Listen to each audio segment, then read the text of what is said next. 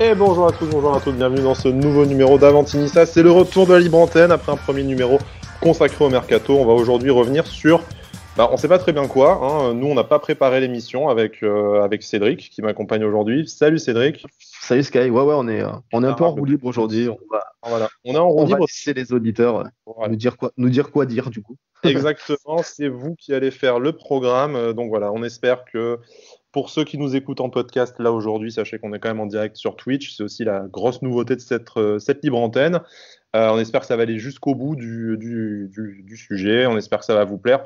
On est plein d'espoir en fait ce soir, puisque ça fait 2 semaines qu'on n'a pas eu de match de l'OGC Nice. Donc je pense que c'est pour ça qu'on est, C'est ça, on est même plein ce week-end, d'espoir. on est encore privé de match ce week-end, du coup c'est top. Voilà, on a encore privé de match, donc on a pu faire ça. Vous remarquez que Brice, du coup, en bon Marseillais, boude les Niçois, parce que C'est ça. on a refusé de jouer ce week-end. Donc voilà. Mais voilà, trêve de plaisanterie. Pour ceux qui n'étaient pas là lors de la première, on va faire passer quelques auditeurs les uns après les autres. On a pris un peu rendez-vous avec eux. On espère qu'on n'aura pas faux bon. On est là jusqu'à au moins 19h quelque chose. On termine en plus par l'un des plus énervés de nos supporters et de nos amis, une légende du forum Du et de point net. Twitter et du point net. Mais voilà, bon, tout de suite pour commencer, on va voir si notre premier invité est là, parce que bon, tant qu'à faire, autant que ça commence par un flop, hein, ça serait Ça serait drôle. magnifique, ça serait Voilà, magnifique. on passerait au niveau directement, ou alors on prendrait des nouvelles de ta belle-mère, Cédric. Non mais en tout cas, les viewers qui sont là, n'hésitez pas à parler sur le chat, on est là, on lit en même temps, on essaye de répondre à tout le monde, même C'est ceux vrai que je l'ai pas qui dit, peuvent. mais si jamais gros moment de solitude dans l'émission, voilà, Ouais, vous hésitez voilà, pas. on essaye de faire un nouveau format, donc on s'adapte. Voilà, on va essayer de faire au mieux. On n'a pas trop l'habitude de Twitch, mais on va essayer de faire au mieux, de Et tu, répondre à tout le monde, de dire bonjour à tout le monde. Et puis, et tu te sens pas vieux en disant ça? Tu sens que on a passé la trentaine, on est là genre, ah mon Dieu, la Ah, technologie, putain. mais qu'est-ce que c'est? Putain, moi, c'est bientôt 35. C'est plus la trentaine, c'est bientôt 35, bordel. Aïe, aïe, aïe, Putain. aïe. C'est dur, Et c'est ouais, dur. Mais à la fois, contrairement peut-être à beaucoup de nos auditeurs et followers qui, eux, connaissent bien Twitch, eh bien, ils n'ont pas connu le dernier titre de l'OGC Nice. Nous, on était devant notre télé, à défaut d'être directement au Parc des Princes. Ça, c'est réservé c'est aux plus ça. anciens. Ouais. Mais nous, on était devant notre télé déjà. Et ça, j'espère que vous le connaîtrez un jour, mes chers amis, mais ça n'a pas l'air d'être pour cette saison, on va pas se mentir. Mais on en parlera pendant toute l'émission. Donc, on va tenter d'appeler notre premier invité, Julien. S'il ne décroche pas, on passera directement au suivant, et puis on arrivera bien à le caler, puisque nous sommes des gens ouverts d'esprit, contrairement à ce qu'on pourrait croire quand on parle de Patrick Vieira, par exemple. Voilà, Ah, ça donc on va. s'active, ça s'active sur le chat. Bonjour, salut à tous. Il y a Alaric qui est là aussi. On salue Alaric, la guest star de prolongation qui est Eh oui, parmi nous. effectivement. Alors, est-ce que Julien va décrocher? J'adore ce petit suspense, tu vois. Donc, Toujours, on sait jamais. On peut-être sait le mec jamais. est sur sa PS5, il a dit non, mais je les emmerde, les types d'avant. Ça, non. Je Ils suis vont passé à pas. la next-gen, moi. Qu'est-ce que... C'est ça. Je reviens à Il est en 19h30. train de streamer, peut-être, tu vois, sur sa PS5. C'est ça. Ok. Bon, on est en train de se prendre un mégabit, je crois. Donc, on va passer directement au suivant. C'était qui déjà le premier Et invité? non, il est là, Julien, super. Alors, Ah, il est là. on était médisants, tu vois, et tu es arrivé. Donc, c'est. Ma cam ou Tu je peux vais couper l'enlever. ta cam. Ouais. On te stream pas, donc bon, Ouais, ouais, voilà. que Tu l'audio. peux la Salut laisser pour Julien. notre seul plaisir, mais tu peux la couper aussi. Comment vas-tu, Julien? Ça va très bien et vous? Ben, ça va, ça va. Merci d'être avec nous, du coup, dans l'émission. Dans cette première sur Twitch, du coup, en live. C'est un plaisir aussi pour moi d'être là. Je vous écoute souvent, alors plutôt sur Spotify en podcast, mais c'est un plaisir pour moi d'être là aussi. Eh ben, c'est gentil. Dis-nous, qu'est-ce qui t'amène dans notre émission? De quoi veux-tu parler? Comment est-ce que tu as vécu le début de saison de l'OGC Nice? Alors moi, la dernière fois que j'avais demandé, vous m'avez recontacté, j'avais demandé pour une précédente fois, mais je pense qu'il y a quand même pas mal de choses à dire aujourd'hui, C'est compte passé des tenu trucs depuis, ouais. des derniers résultats. Je sais pas moi, je sais s'il y avait un thème particulier ou si c'était Non, non, juste. non, c'est pour toi. Le thème Vraiment ce que particulier, tu c'est as celui que envie. tu amènes. Ce que tu as envie, exactement. Bah déjà, il y a ce résultat contre Monaco, on le sait tous. Et cette performance plutôt que ce résultat, surtout. Parce que le résultat en soi, il veut pas dire grand-chose. C'est surtout notre match qui est plutôt catastrophique, quoi. Mhm. Effectivement, 2-1, c'est limite flatteur, en fait, comme résultat, Ouais, non? ouais, de un, c'est limite flatteur. C'est ce que disait. J'ai loupé la première mi-temps, moi, que j'ai revu après, où on est vraiment. Je pense que je vous ai rarement vu jouer comme ça depuis pas mal de temps. vraiment être aussi minable dans le jeu, quoi. Vraiment, j'ai rarement été aussi énervé à la fin du match de dire, voilà, dans un derby, dans l'un des plus gros matchs pour nous, les supporters de la saison, Mm. on est aussi catastrophique, quoi. Ah ouais, Et, oui, pardon, vas-y. ouais, non, je te disais, mais tu parlais du contenu, mais on voit très bien de Cardi dans Issa Nissa, ce qu'il dit à la mi-temps du match, il résume parfaitement. C'est un miracle, quoi. 1-0, c'est un Mais c'est miracle, hein. ça, tu rentres à la mi-temps à 1-0, c'est miraculeux. Il le dit parfaitement bien et pourtant, ça n'a pas vraiment réveillé les joueurs en deuxième, hein. Enfin, on n'a pas Bah, c'est vu, ça. on n'a pas vu un Moi, X transfiguré non plus, quoi. moi, je me suis dit, on rentre. Allez, bon, alors, j'ai plus trop d'espoir envers Vira, malheureusement. Je sais pas si vous me suivez un peu sur Twitter. Ah oui, oui, oui, oui. Beaucoup Ouais, ouais. d'entre j'ai plus d'espoir pour Vira, mais je me suis dit, enfin, quand tu prends 15-0 comme ça après une première mi-temps aussi catastrophique, la moindre des choses, c'est de te dire, bon ben voilà, il faut qu'il s'en morde les doigts quoi, en face d'avoir été aussi peu réaliste parce que clairement sans Benitez on en prend 3 ou 4 Mm. et donc il faut qu'on profite de cette chance qu'on a eu d'en prendre qu'un en étant aussi mauvais pour rebondir et pour essayer d'inverser la tendance en seconde période. Et malheureusement, ben, on a entamé cette seconde période, on a joué 10 minutes et puis après ça a été pareil quoi. Bah là où c'est frustrant, en plus, on en avait déjà parlé, mais quand tu te rappelles Vira, le joueur que c'était, je pense que sur un match comme ça, Vira sur le terrain, il arrive à la mi-temps, il mange la moitié des joueurs en fait dans le vestiaire en C'est tant ça, que c'est capitaine. pour un mec qui a été capitaine de l'équipe de France, Bah, c'est ça, vraiment Arsenal, l'équipe de France, fini. il a dû connaître un peu des matchs où tu passes à travers comme ça.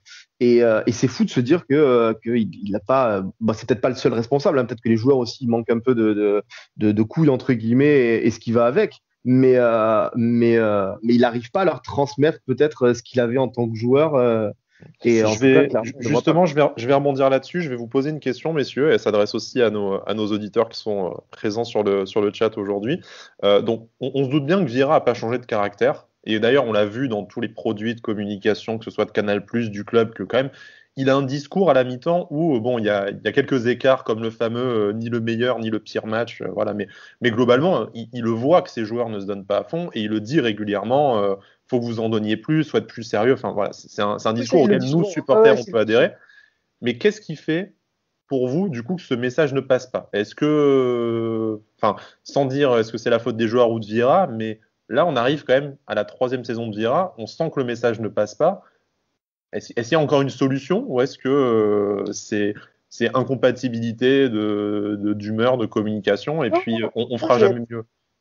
moi, je suis assez partagé et je trouve que c'est une énigme, ce coach, clairement. Parce que, enfin, je vais être très franc et je pense qu'il y a beaucoup de supporters qui sont comme moi. Je fais partie des ultras, normalement, je suis au stade quasiment chaque match. Hmm. Même si je suis étudiant à Marseille, c'est un peu compliqué des fois, mais normalement, en saison normale, je suis quasiment là à chaque match. Et je me souviens la première saison qu'on fait avec lui, où on finit, je crois, huitième, c'est ça?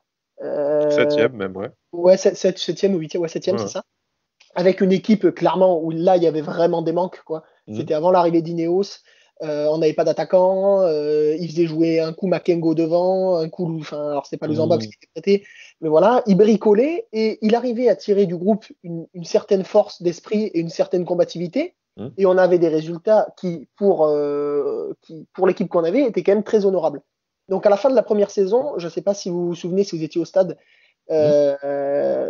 à la fin de la première saison, le match contre Monaco, là, qu'on gagne 2-0, le tout dernier match, Hmm. où on fait une ovation à un peu tous les joueurs. Il y a Dante qui monte, Ouais, il y y a, compris Vieira, effectivement. voilà. Vieira Et on qui monte dans monte la et on fait nacelle. monter Vieira et on chante Hmm. tous Patrick Vieira, on est tous tout contents.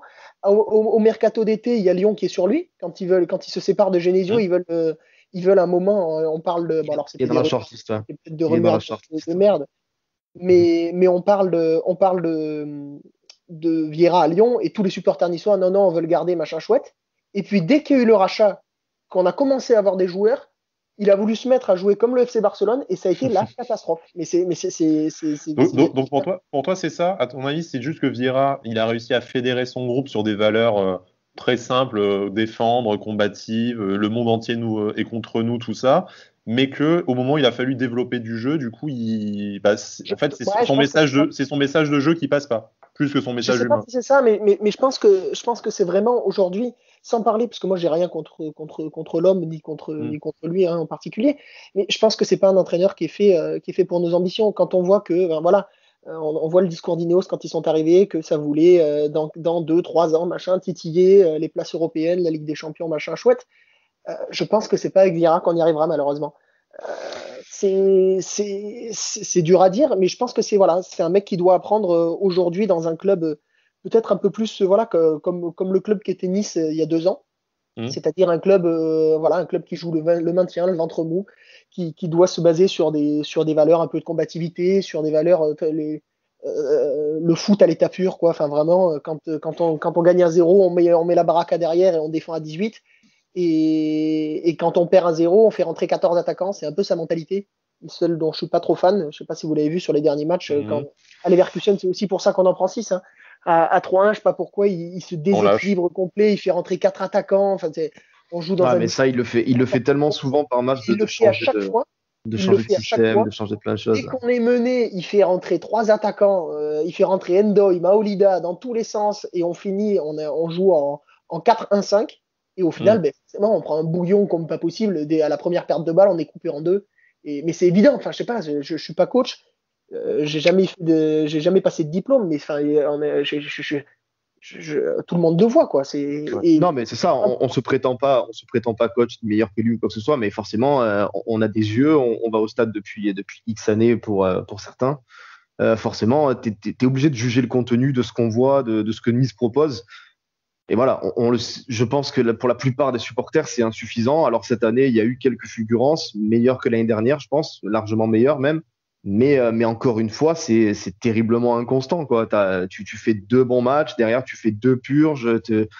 Avec cet effectif, tu te dois d'être plus constant et tu ne l'es pas. Donc c'est sûr que forcément, tu peux que juger Vieira sur des matchs et forcément sur des matchs mauvais. Tu as tendance à t'appuyer sur ces matchs-là, à t'en rappeler, parce que depuis 3 saisons, c'est ce qu'on mange, et puis, on mange assez souvent, c'est ça.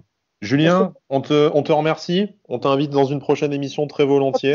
Merci beaucoup. C'est le problème d'être le premier, c'est qu'il faut laisser la place au suivant, bien forcément. Bien sûr, mais il n'y a pas de souci. Mais très c'était un plaisir. La prochaine fois. Et puis, on espère qu'on se trompe tous les 3 sur Patrick Vieira et qu'il nous prouvera le contraire. Parce que, comme disait Cédric, voilà, on n'a pas d'intérêt particulier à ce que Patrick Vieira se plante. S'il nous fait fermer nos bouches et nous emmène en Ligue des Champions, on sera les supporters les plus contents du monde avec un club en Ligue des Champions. Donc, voilà.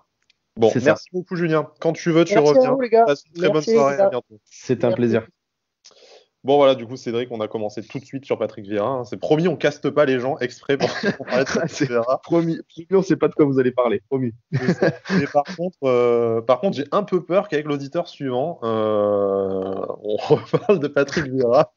Mais ça risque d'être le fil rouge. Parler d'autre chose parce que on va encore avoir des tweets, notamment de notre cher ami Hubert, qui va nous dire mais voilà, les deux rageux qui s'en prennent à Vieira. Les tontons grincheux. Voilà, du coup, je lis le chat. Du coup, voilà, voilà. J'essaie de me faire plaisir un peu. Je vois qu'il y a une belle bande d'allumés sur le chat. Là. La clique au complet. Et là, c'est bon. On accueille Nono du coup, qui nous rejoint, notre deuxième auditeur. Salut, comment tu vas? Salut les gars, salut tout le monde. Très bien. Vous survêt au GC Nice de l'autre bout du monde. Merci beaucoup. Merci. Salut Nono et bienvenue. Bienvenue de loin du coup. Et tu vas nous dire d'où tu viens et pourquoi on dit ça. Oui, je ne sais pas si j'ai le record de l'auditeur le plus lointain pour l'instant, mais j'habite à Philadelphie, aux États-Unis. Je pense que oui. Et confondu avec la voix des Niçois, je pense qu'on est, vraiment au plus loin là. Je pense que tu as gagné largement. Voilà. On avait eu le duplex d'Israël, mais là, à Philadelphie, ça devient pas mal déjà. Ah oui, Israël, Philadelphie, franchement, on s'exporte bien, je trouve. C'est bien. C'est la fierté. On t'accueille en tout cas avec grand plaisir. On disait juste avec l'auditeur d'avant que on a commencé très fort parce qu'on a parlé tout de suite de Patrick Vieira et sans surprise, vu que toi tu as eu la chance de le voir sur les bancs de MLS, tu vas forcément pouvoir nous en dire quelques mots, mais peut-être des choses qu'on ne sait pas, dont on a un peu parlé ces 3 dernières années. Effectivement, parce que j'ai eu la chance, entre guillemets, de voir de mes yeux le Patrick Vieira de MLS et le New York City. Chance. Je te coupe. Je vais être très honnête. J'y suis allé parce qu'il avait Pirlo, Villa et Lampard à l'époque. Et voilà, je rêvais de voir ces joueurs de mes yeux. En plus, Pirlo m'a mis un magnifique vent parce qu'il n'était pas au match à Philadelphie. Mais la première chose, et c'est un peu la question que je voulais vous poser, la première chose que je noterais, c'est que à l'époque, Patrick Vieira n'avait pas forcément une équipe de possession. Il opérait beaucoup par contre, et on comprend hein, que la MLS, c'est pas la Ligue 1, mais est-ce que ça lui ferait pas du bien de peut-être plus laisser la balle à l'adversaire? Parce que moi, l'OGC Nice de cette année, j'ai l'impression que la possession à outrance, ça nous force à nous faire piquer la balle. On a du mal avec le repli défensif et c'est là qu'un adversaire un peu costaud arrive à nous, enfin, à nous mettre en miettes, quoi. C'est vrai qu'il avait déjà son sacro-saint 4-3-3. Ça ne bougeait pas déjà, à New York, City. ouais. Ouais, à City, New York puis Manchester, enfin dans l'autre sens plutôt. Mais il n'y avait pas cette espèce de dogme là aujourd'hui de possession. T'as l'impression qu'il se prend un peu pour. Bon, il a bossé avec Pep Guardiola, d'accord, tu vois, mais c'est vrai que là, il tient absolument à son jeu de possession. Il n'est même pas revenu en voyant que ça ne marche pas à quelque chose de plus pragmatique. On s'y attendait dans tous ces changements de système. Peut-être qu'ils se disent bon voilà, ça marche pas, faisons le dos rond. Il avait réussi la première saison avec un jeu dégueulasse à avoir des résultats. On en parlait avec Julien juste avant toi. De se dire bon si à un moment j'arrive pas à installer le jeu que je veux, mais là ça fait une saison et demie que ça dure et je partage un peu ton étonnement de dire pourquoi absolument installer ce jeu de possession, sachant qu'en plus en Ligue 1 il y aurait même pas vraiment de honte à jouer différemment. Je suis pas sûr qu'on serait beaucoup plus content, mais là on sent vraiment une obstination dans l'échec. Mais le souci comme tu l'as dit Nono aussi, c'est que déjà on l'a vu qu'avec son 4-3-3, il est quand même relativement entêté et borné. Je pense que ce jeu de possession qu'il a en tête, ce projet de jeu qu'il veut mettre en place en repartant de derrière, tout ça, je suis pas sûr qu'il se dise dans sa tête, c'est pas ce qu'il faut et il faut que je change quoi. On a bien vu Vieira en 3 saisons qu'il était quand même relativement borné pour s'adapter aux joueurs ou à d'autres choses. Bien sûr. Moi, en fait, ma question, elle allait s'étendre parce que je sens qu'on est tous un peu énervés avec l'ère Patrick Vieira. Donc, je voulais étendre la réflexion plus loin. La possession de l'OGC Nice, c'est un peu notre signature depuis Claude Puel. On a perfectionné ça sous Lucien Favre. Hein, on se souvient des années Favre. Et on continue un peu dans le délire. Mais ça n'a pas toujours été notre marque de fabrique. Et je pense qu'à l'heure actuelle, avec le football mondial, ce n'est pas forcément le jeu qui nous fait le plus de bien. C'est très flatteur quand tu nous vois sur des statistiques en fin de saison à côté de Paris ou de Man City sur la possession globale. Mais je trouve que ça s'arrête là en niveau de comparaison, en fait. Donc, alors, je pense qu'il y a deux choses. Je te laisse finir, pardon. Je t'écoute. Non, je t'en prie. Il y a deux choses. La première, c'est vrai qu'à l'époque de Claude Puel, même si c'est pas il y a si longtemps que ça, mais il arrive quand même il y a 8 ans hein, déjà, puis de Lucien Favre, c'était un peu la mouvance dans le football mondial des équipes à forte possession de balle, dont on le sait pourquoi, inspiré par le Barça quelques années auparavant, tout ça. Aujourd'hui, et notamment avec le titre de champion du monde de la France, on est quand même sur une perte de vitesse des équipes à possession. Et nous, on est toujours dans ce registre-là. Donc, est-ce qu'on doit forcément suivre la tendance? Ça, c'est un débat qui est bien plus vaste, mais effectivement. Par contre, moi, dans ta question, ce que je souligne, c'est que ça fait partie de notre ADN depuis peu d'années. Et c'est vrai que là, tout de suite, tu vois, quand ça ne tourne pas, on en revient à dire oui, mais on est l'OGC Nice, on a quand même des valeurs de guerrier, tout ça, tu vois, qui dataient d'avant. Mais ça a fonctionné avec 2 entraîneurs. Donc, est-ce que c'est le modèle de jeu qui est dépassé dans le foot aujourd'hui, ou est-ce que c'est Patrick Vieira qui n'arrive pas à le faire fonctionner comme Claude Puel et comme Lucien Favre? Tu vois, sur le chat, il y a Pseman qui nous dit voilà, j'allais le citer, repartir de derrière, ça a marché avec Favre, mais pas avec Vieira. Donc, est-ce que c'est le fait de repartir de derrière, ou est-ce que c'est l'entraîneur qui n'arrive pas à s'approprier ce style de jeu? Et d'ailleurs, Pseu, il donne une stat aussi. Nice est l'équipe qui a le moins de ballons dans la surface adverse, stéréotype de la possession stérile, malheureusement. On a vu une stat Optagent, je crois, l'autre jour, je ne sais pas si vous l'avez vu. Il y a 34 matchs qu'on n'a pas gagnés alors qu'on avait plus de 50% de la possession de balle. Et on est l'équipe. Clairement, on a le ballon, mais pour rien, hein, la plupart du temps. Je pense que tous les supporters le voient, qu'on joue à la baballe dans nos 30 mètres. Par moment, on se met en danger. D'ailleurs, ça rend fou Brice. Hein. D'ailleurs, s'il nous écoute, il doit rigoler. Mais ça rend fou Brice qu'on joue à la baballe devant notre surface, qu'on se mette en danger pour rien. Mais clairement, des fois, on manque de verticalité, de rythme. Je comprends pas que ça, on n'essaye pas quand même bien sûr que tu peux pas tout changer radicalement d'une journée à l'autre, mais quand même, Vieira, au bout de 3 saisons, on se doit et on peut espérer qu'il montre autre chose et qu'il arrive à corriger un peu les lacunes qu'on voit depuis 3 saisons quand même. Pour aller encore plus loin, Nono, dans la question, est-ce que tu penses qu'on aurait les joueurs pour jouer différemment? Pour faire un jeu peut-être plus direct, sans parler d'un jeu défensif. La première saison, c'était une exception vu l'effectif. Mais est-ce que tu penses qu'il y aura un style de jeu qui s'y irait mieux à cet effectif? Alors, moi, je vois deux choses. Je vois beaucoup de joueurs pas à leur poste. Pourtant, il avait promis d'arrêter. Mais Ouais, je sais. Ouais. On n'est pas tous d'accord là-dessus, mais moi, je pense que Pierre Lesmelou n'est pas à son poste. Je pense qu'il nous bonifierait s'il était plus souvent en 10. Peut-être dans un schéma avec 2 attaquants. On est 2 dans ce monde, ça fait plaisir. Ça nous permettrait de casser beaucoup de lignes. Mais l'autre joueur que je ne vois plus, c'est un milieu courage, un peu dans le style Seri ou Cosiello, tu vois, qui bonifie les ballons au milieu de terrain et qui nous permet de casser des lignes. Parce qu'on récupère bien bas, on garde la balle bas, mais on n'arrive pas à remonter le ballon sur le terrain, en fait. Donc je ne pense pas qu'on a des joueurs qui font par les côtés. Donc, on a le profil de Jeffrey Adelaide qui peut être ce profil-là, mais il a tendance à jouer sur les côtés ou on pense qu'en plus il peut être meilleur dans ce rôle que tu parles, Nono, c'est-à-dire un peu en 8 à casser des lignes à la série, à la Faé, un mec qui se projette un peu vers l'avant. Et bon, à voir, peut-être qu'il manque de physique pour l'instant pour jouer à ce poste, je sais pas. Là où je rejoins Nono, c'est que indépendamment que ce soit Lesmelou précisément tout ça, mais si vous vous souvenez avec Lucien Favre, il y avait cette capacité de projection des milieux de terrain. On avait un Willan Cyprien qui sur la feuille de match était aligné 8 voire 6 et qui terminait souvent les matchs dans cette zone de 20-30 mètres. D'ailleurs, il a mis quelques patates et pas mal de buts avant sa blessure en venant s'intercaler là. On avait Seri qui a fait des matchs numéro 10. On pense tous à ce fameux match, ce 3-0 face à Lyon où il avait éclaboussé la rencontre de son talent. Là, tu as l'impression que même si effectivement sur la feuille de match, tu peux te dire que tu positionnes une ligne de 3 milieux offensifs pour faire remonter un numéro 10, mais tu as aussi l'impression que personne ne va vraiment prendre ses responsabilités et décider de casser une ligne. On s'est tous emballés l'autre jour quand on a vu Pellemar faire un rush de 50 mètres, ce qui est bien, mais ce qui n'était pas son rôle en plus, tu vois. Mais de te dire que tu as assez peu de gens et la preuve, dernier match face à Monaco, le but, il vient de Lesmelou qui est intercalé entre 2 lignes et qui arrive à récupérer le ballon.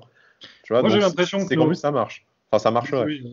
J'ai l'impression que nos buts, en ce moment, ils viennent un peu d'actions individuelles qui sont pas très concertées avec le coach. En fait, j'ai l'impression que les mecs ils se lâchent et puis ils prennent une décision, quoi. Mais c'est ce que disait Art Daddy il y a quelques minutes sur le chat, c'est que vraiment on n'était pas tant sur un collectif, mais plus sur une addition d'individualité. Et du coup, ça arrive à nous sauver de temps en temps sur un éclair de génie, notamment de Gouiri, qui nous sauve la vie cette saison. C'est ça. Après, c'est sûr qu'avec des si, comme on dit, ça voilà, si Gouiri, mais j'aimerais bien voir quand même sans Gouiri cette année où t'en serais. Moi, je veux pas savoir perso.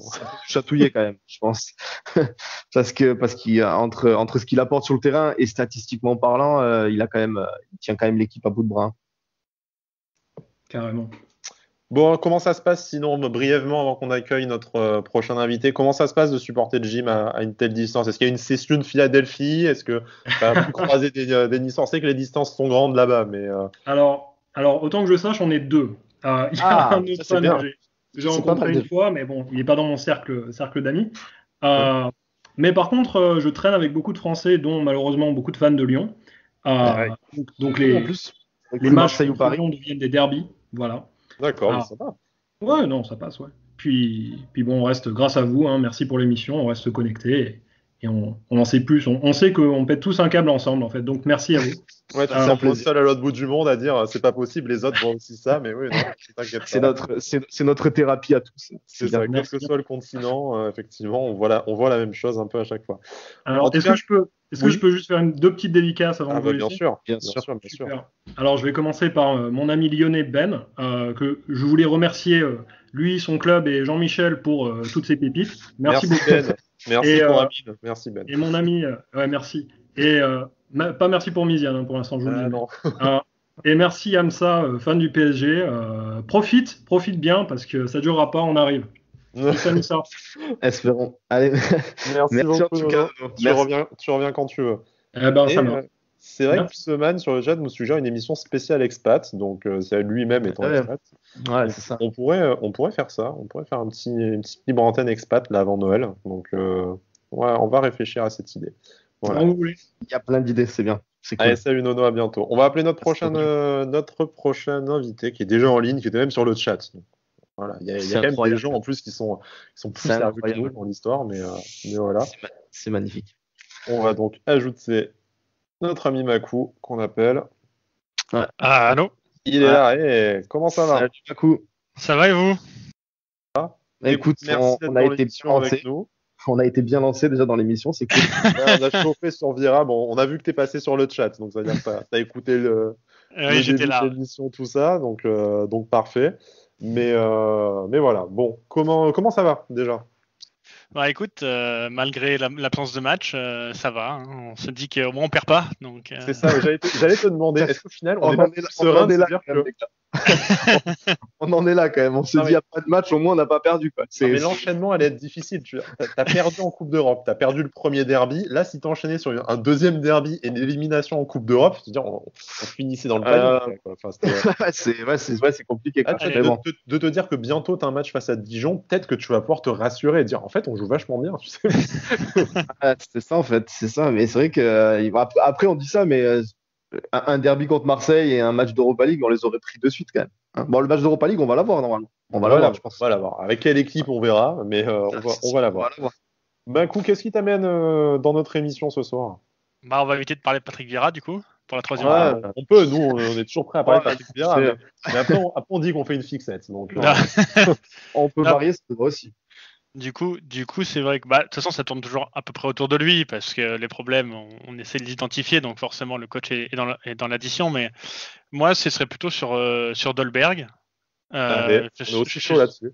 Voilà, je suis fan de son toucher de balle, hein, qui est spectaculaire vraiment. La question, c'est de savoir si vous pensez qu'on doit le garder. Malgré la saison qui continue, en espérant que ce soit vraiment que de la faute de Vieira s'il traverse certains matchs parce qu'il est absent de ballon, ou est-ce que alors finalement l'Ajax qui joue plutôt pas mal l'a donné quand même pour 25 millions, donc c'est pas donné, mais ils l'ont vendu quand même une pépite hein, qui était vue au Real de Madrid ou dans les plus grands clubs européens pour une bonne raison qu'au final il n'arrive pas à maintenir un certain niveau de constance à travers ces matchs où certains il les fait relativement bien, mais quand il n'a pas de ballon, vraiment on peut pas on peut pas enlever un joueur complètement de l'effectif, même s'il n'a pas de ballon, il faut qu'il joue plus de son corps, il faut qu'il apporte plus de solutions. Donc est-ce qu'on doit le garder pour vous ou est-ce qu'on pourrait trouver mieux, moins bien? Qu'est-ce que vous en pensez? C'est dommage que Brice soit pas là parce que il aurait eu à dire là-dessus. Voilà, mais on rejoint ce que nous dit notre autre ami Cédric Rocancourt pour ceux qui suivent sur Twitter. C'est que on voit mal qui va mettre une grosse somme et pouvoir s'aligner, ce qu'on va vraisemblablement pas faire une moins-value sur Dolberg. Enfin, je vois pas l'intérêt de le vendre pour moins cher. Donc qui va mettre 30 millions sur lui, tu vois, je suis un peu partagé. Moi, je suis quand même persuadé, et on l'a vu l'année dernière, que c'était un super joueur. Et déjà l'année dernière, on se disait c'est parce qu'il manquait de ballon. Là, il en manque encore plus. Donc, avec un nouvel entraîneur, si nouvel entraîneur il y a, et selon son identité de jeu, moi, je suis toujours persuadé que ça peut matcher avec Dolberg. On l'avait dit d'ailleurs, enfin, Cédric l'avait dit très, très justement que en fin de match face à Monaco, Gouiri a pris l'axe et il a disparu, donc ça tend à penser que c'est plus le poste que le joueur le problème, même si Brice te dirait qu'après dans l'attitude, tout ça, oui, toujours, Casper pourrait faire mieux. Et Brice on veut bien l'entendre. Voilà. Brice, t'as pas besoin d'être là, on le fait parler, c'est merveilleux. Il est pas là, il ramasse. Voilà, il avait qu'à être là.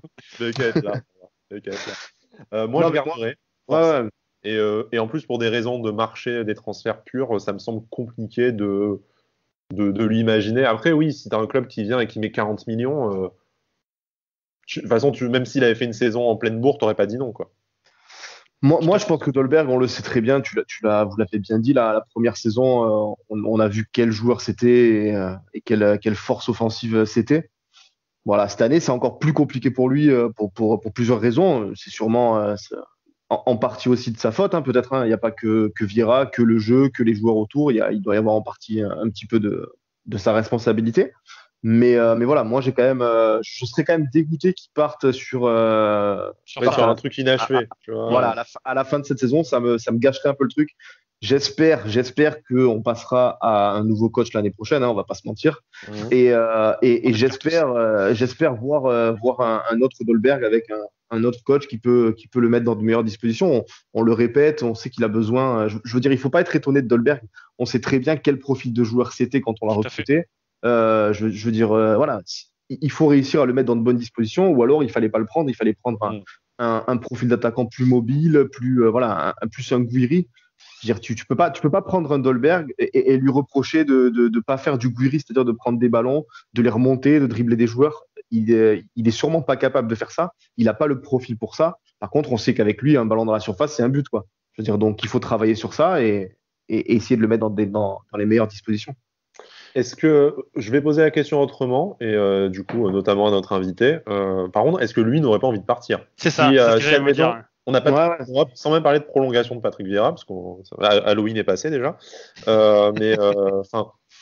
Si jamais on n'a pas de Coupe d'Europe et que lui il fait une saison où il claque 7 buts péniblement, est-ce que lui n'aura pas envie d'aller voir ailleurs, quitte à ce qu'on fasse pas de plus-value, pas de moins-value, mais qu'un club qui arrive avec 20 millions, il se dit ouais, bon, moi j'en ai marre, je me fais racketter ma montre, ma bagnole, en plus quand je suis ici, donc voilà. Moi c'est un peu plus là-dessus.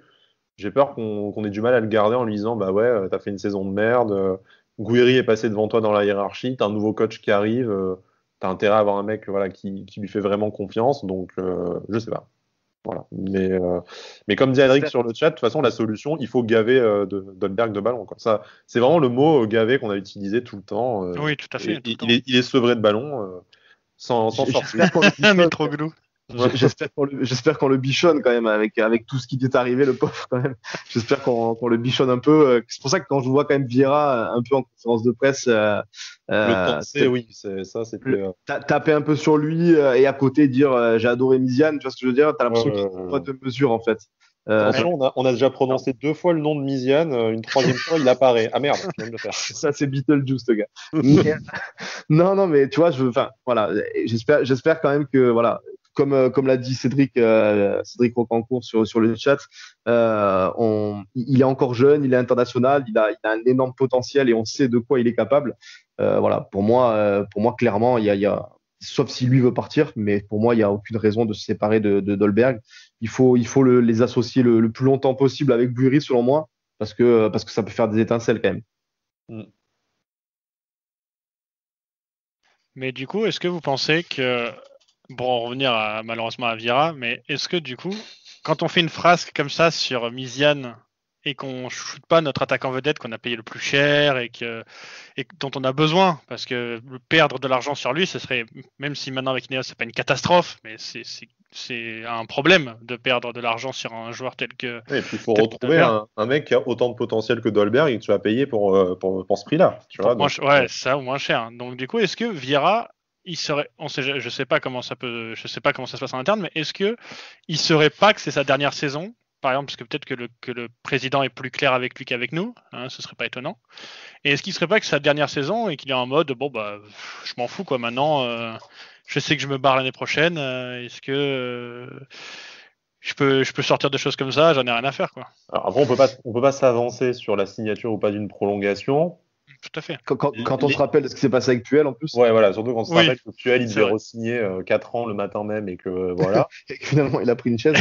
Les échos qu'on a tendent pas franchement à une prolongation. Maintenant, je pense aussi que c'est conditionné beaucoup à ce qui va se passer au mois de décembre en Europa League.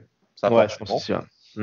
Et éventuellement à l'évolution du classement, parce que là on a raté une possibilité d'une belle 2e place, mais avec l'enchaînement de matchs qu'il y a jusqu'à décembre, on peut très bien réintégrer le top 5 mathématiquement c'est loin d'être improbable, et si tu es top 5 au mois de janvier plus 16e de finale d'Europa League, objectivement tu es obligé de te poser la question. Après nous, entre les déclarations, le contenu qu'on voit à chaque match, tout ça, on tendrait plutôt à vouloir quelqu'un d'autre. Et puis il y a la question de qui va être disponible sur le marché. C'est ça qu'on répond souvent à ceux qui veulent une démission, un renvoi immédiat de Vieira. Nous, on serait ravis d'avoir un autre mec sur le banc au prochain match. Le problème, c'est que là, en l'état, si c'est votre retrouver avec Eli Bop, peut-être que Patrick Vieira, c'est pas mal. Ouais, et qui pour combien surtout. Voilà, qu'est-ce que Ineos Enfin, à quel point Ineos est prêt à s'investir et à payer un salaire d'un mec comme, je sais pas, comme Pochettino, quoi, qui est très cher, ou est-ce que pour eux, il reste quand même mesuré, parce que même l'entraîneur, ils ont pris un jeune à fort potentiel, donc est-ce qu'ils seront capables, au moins sur le banc, de mettre quelqu'un de puissant? Après, il y a pas, j'ai du mal à voir là qui tu pourrais prendre tout de suite là de disponible pour remplacer. C'est ça. C'est leur boulot quand même après de penser à l'avenir et tout. Donc j'imagine quand même qu'ils ont des pistes. Mais là, clairement, comme ça, alors bien sûr, il y a des beaux noms, des gros noms. Mais est-ce qu'en étant l'OGC Nice, en finissant entre 5 et 8, si on finit mieux, ça serait incroyable. Mais allez, si tu finis entre 5 et 8 et que tu passes pas les poules d'Europa League, même en ayant Ineos aux commandes, qui tu vas faire venir à Nice, c'est ça. Je veux dire, un coup comme Favre, tu le fais une fois tous les millénaires, quoi. Ouais, tu fais un Favre qui était sans club et tout le reste. Tu vois, en plus, donc dans des conditions, un opportunisme. Valère Germain. Attends, Brice, est-ce que Brice a parlé de Sertic qui quand même a pris sa retraite? Est-ce que c'est une coïncidence vraiment? Et si notre coach était Dante l'année prochaine? On sait pas. Bon, Macou, merci beaucoup d'être venu. Merci à vous. Tu reviens quand tu veux. On essaie de faire un peu plus souvent des libres antennes. C'est vrai qu'on n'en a pas parlé en début d'émission. Là, avec les matchs tous les 3 jours, c'est un peu compliqué entre avant-match, après-match, Ligue 1, Europe, d'en faire. On espère malgré tout jouer tous les 3 jours encore quelques mois. Mais si en début d'année, malheureusement, il ne devait y avoir plus qu'un match par semaine, on va essayer de multiplier ce format. Bon, ça dépend aussi de s'il plaît, si le succès est au rendez-vous. Mais en tout cas, merci de ta venue. C'était un plaisir. Et puis, on a pu parler d'autres choses que Patrick Vieira. Donc, ça, c'est bien. Au moins pendant 5 minutes. Ouais, voilà, c'est ça. Tu reviens quand tu veux. Allez, merci. On va essayer d'appeler notre prochain invité qui ne il est dans les starting blocks apparemment. Mais tu vas pouvoir lui dire qu'il ne m'a pas ajouté sur contact. Donc, il vient, mais il vient parler avec toi apparemment. Il doit nous entendre. Hein. Il est dans le chat. C'est qu'il nous entend, je pense. Allez, on appelle Renaud alors. Renaud. Hein. Pas le même Renaud qu'on a déjà eu, parce que forcément. Oui. Allô. Voilà. Salut Renaud. Comment ça va? Allô. Écoute, tu nous entends bien? Nous, on t'entend mal. Ah bah nous, on est là. Écoute, on te laisse quelques secondes. C'est bon? Tu nous entends? Bon, a priori, c'est bon. Allez, on a récupéré la connexion. Pourtant, on a eu Philadelphie en très clair, donc je pense pas que je sois plus loin. Mais oui, c'est vrai, effectivement. Comment vas-tu, Renaud? Eh ben, écoutez, ça va. Hein. Comme tout le monde, je pense, en cette période un peu tristounette avec le Covid au milieu, qui nous prive tous du stade. Et alors, pour tous les supporters, c'est difficile, mais pour un ultra, c'est encore plus difficile, je pense. C'est clair. On fait tellement d'activités par rapport aussi au stade que. Eh oui, justement, tu voulais un peu nous parler de ne pas voir les amis, tout ça, ça manque également. Quoi. Eh bien sûr. Mais bon, ça va changer. On va évoluer vers le mieux. Espérons. Tu voulais nous parler de tribune? Allô? Justement. Oui, on est là. On est toujours là. Allô? Bon, on est en train de perdre Renaud. Allô. Du coup. Ouais. Tu nous entends, Renaud? Nous, on t'entend. Hein. On t'entend. Allez, tu sais quoi? On attend que Renaud revienne. J'entends rien du tout. Bon, c'est pas grave. Écoute, on va te rappeler. Il n'y a pas de problème. Hop là. Vas-y, réessaye si tu veux. Voilà. On peut. En plus, il avait plein de bons jours de la part de Cédric, de la part de Bruno, un pilier de la tribune. Donc, il avait prévu de nous parler un peu de la pop. Donc, ça nous changeait un peu sur des sujets T1, mais on va le rappeler. On va tenter un deuxième appel. Quel suspense, t'as vu. Ça pouvait pas bien se passer dès la première fois. Putain, il se fait clasher. Brice, Cédric qui le tacle sur ses cheveux. C'est pas beau. Tout ça parce qu'il est chauve. Moi, je suis désolé, je compatis. Je suis désolé. Et tu as vu, moi aussi, je me suis mis dans l'ambiance. J'ai mis bonne mère chauve. Donc voilà, pour remplacer Brice, je suis laissé dans. Il fallait le quota de chauve, du coup. Voilà. Exactement, obligé. Bon, on n'aura pas Renaud tout de suite, apparemment. Ce que je propose, c'est qu'on va prendre l'auditeur suivant. Et vu que Cédric, on va dévoiler un coulisse de off, tu as le contact de Renaud à l'extérieur. Je suis en train de lui parler à l'extérieur, t'inquiète pas. Ok, donc on va gérer avec le suivant et tu lui dis qu'on essaie de le rappeler tout à l'heure. Du coup, bouleversement de programme, voilà, c'est la folie du direct, c'est dingue quand même. On va accueillir un autre de tes amis, parce qu'en fait, tu places tes potes dans l'émission. Tu es un peu le Claude Puel de l'émission. Attends que tes enfants aient l'âge, du coup. C'est ça, attends, bientôt il y a mon fils qui va venir dans l'émission, tu vois, t'inquiète pas. Voilà. Ah, il essaie de. Bon, Renaud s'acharne, essaie de nous rappeler, du coup, mais voilà. On va et on le rappellera juste après. Alors, du coup, on va accueillir Fred, qui en plus nous fait la passe décisive avec notre nouveau partenaire BetClick. Exactement.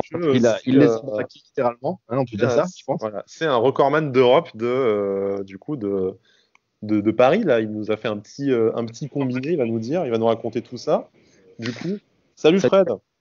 Salut à tous. Comment vas-tu? On t'entend. Et toi, tu nous entends? Parce qu'on avait un problème avec notre J'ai entendu. Voilà. Je suis sur le chat avec Sharkito 006, pardon. Parfait. Ouais, ça marche, c'est impeccable. Alors, qu'est-ce que ça fait d'être un homme riche déjà pour commencer? Alors, c'est pas riche parce que ça change pas la vie. Mais c'est combien? Dis-nous quand même. C'était 21 150 €, mais sur la soirée, ça faisait 22 000. 22 000 € de gains avec notre partenaire BetClick. Notre partenaire BetClick, c'est ça. Toi, t'auras pas de free bet à Noël, hein, désolé, mais là, on va donner à ceux qui ont moins de chance comme nous dans les paris. Toi, je pense que là, voilà, ça va aller pour un moment. C'était quoi ton combiné du coup pour arriver à une telle cote? Il y avait 19 matchs avec. Il y avait Nice dedans? Non, jamais. Jamais. Non, jamais. Je ne peux pas parier avec le cœur. On les voit trop beaux ou trop laids. Ouais. Et ça passe jamais dans les deux cas, c'est ça. Voilà. Du coup, non, il y avait des matchs d'Europa League, non? Des matchs d'Europa League, non? Il y avait des champions, ouais. Il y avait surtout le Lokomotiv Moscou, match nul contre l'Atlético. Voilà. C'est Séville surtout. Il y avait un match de cinglé à Séville, là, où ils prennent carton rouge. C'est celui-là qui. Ils perdent 2-0 au bout de 20 minutes, carton rouge à la 45e, et ils gagnent 3-2 à la 85e. T'as été touché par la grâce, quoi. Touché par la grâce. Il faut beaucoup de chance pour des paris comme ça. C'est beau. Qu'est-ce qui t'amène à part frimer parce que t'as réussi à gagner contrairement à nous? C'était plus, moi, c'était la gestion du groupe par Patrick Vieira.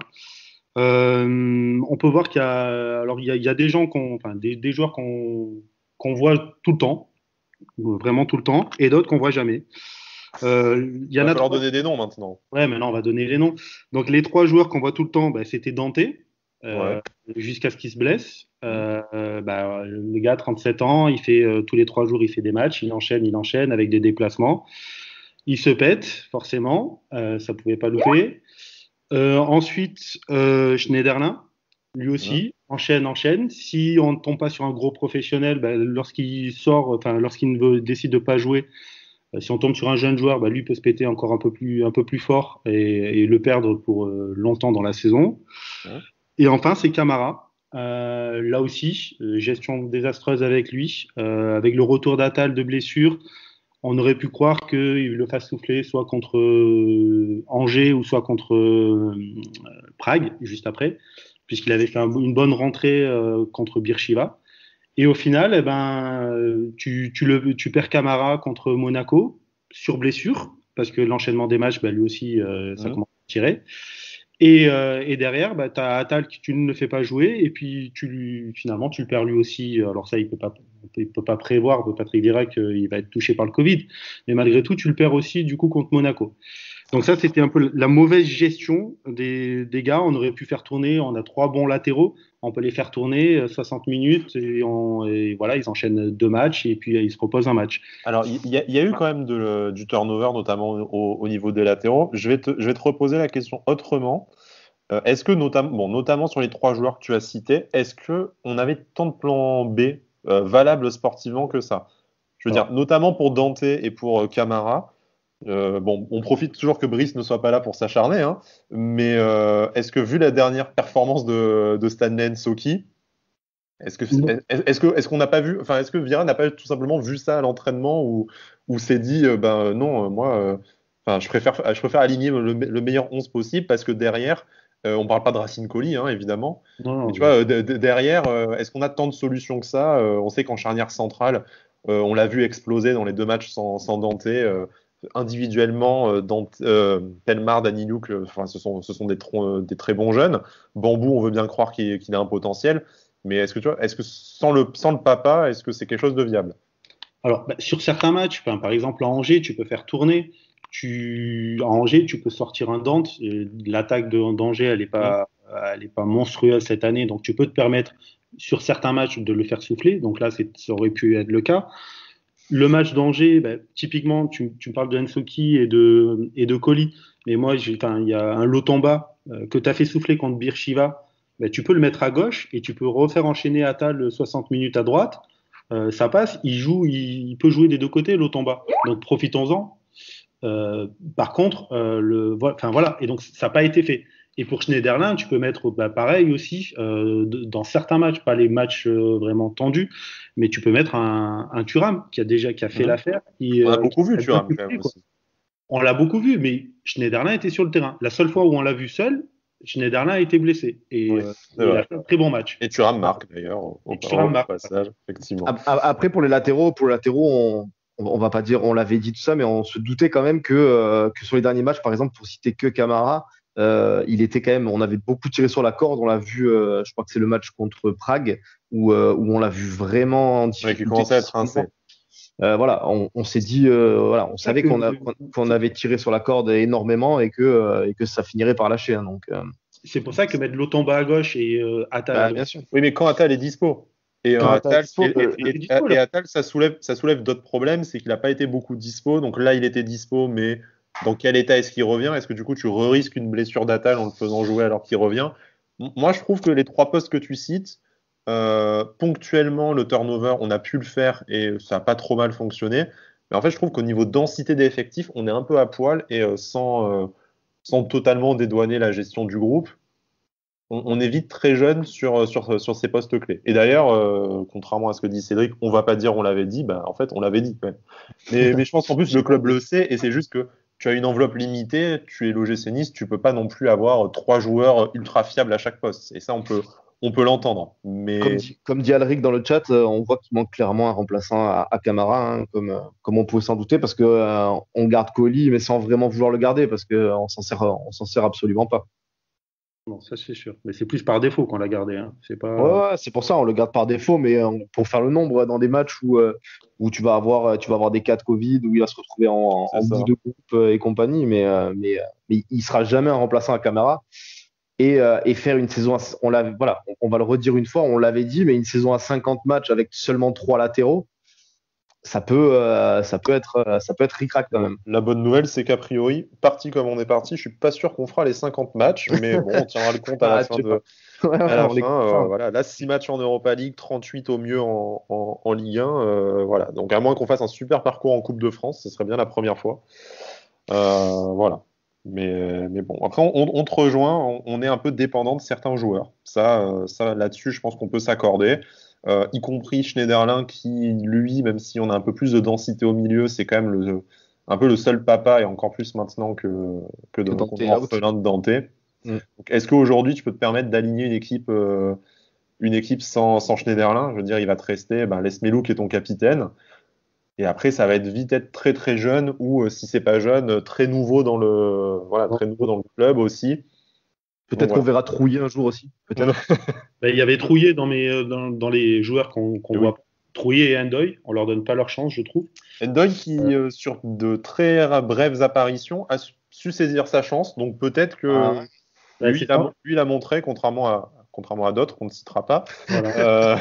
Que sur peu de temps, il peut être décisif. Donc, c'est ça, le peu qu'il a montré, il a marqué, ou il a apporté un peu.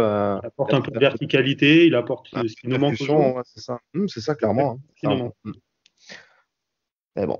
Maintenant, à voir, les choix de Vira. Merci Fred. Est-ce qu'il y a quelque chose, tu veux reparler de ton super gain avec notre partenaire BetClick? T'as vu le placement produit, c'est horrible. Non mais bon, blague à part, qu'est-ce qu'on te souhaite pour la suite de la saison? De vibrer, d'avoir des victoires, et puis voilà, de faire un beau parcours en Europa League, et puis qu'on puisse faire un peu un ou 2 déplacements d'ici la fin de la Coupe d'Europe. C'est bien ça. Voilà, ça serait bien, parce que c'est pas dit qu'on la joue la saison prochaine, donc ça serait bien de le faire là quand même. On va te laisser. Merci d'être venu, en tout cas. Merci. Et si jamais tu as des conseils paris à donner, n'hésite pas. Hein. Nous, on est preneurs maintenant. Vu que dans l'émission, on n'a pas dû en passer un depuis le début de la saison. Un 3 sur 3, on n'a pas dû le placer encore, je Voilà, pense. parce que Cédric est très fier de dire moi 2 sur 3, les gars. Je crois qu'il n'a pas compris qu'en fait, il gagnait 0 avec 2 sur 3. Ouais, c'est ça. Mais voilà. Bon, en tout cas, merci beaucoup, Fred. Au plaisir, à bientôt. Au revoir. Ciao, Fred. Ciao. Bon, quand même des sujets assez variés. On est sorti c'est un peu top, du microcosme Vieira et tout. Machin. Donc, C'est bien naturellement, en plus, ça c'est. Ouais, voilà. On Je n'a vois pas forcé. Je vois qu'Alric est bouillant sur le chat, ça fait. Voilà. Et ben, Alric, il s'est pas porté volontaire pour l'émission, donc la prochaine, il vient quand il veut. Mec, c'est parce qu'il a son CDI à prolongation. Il a signé un contrat avec prolongation. C'est ça, il peut pas.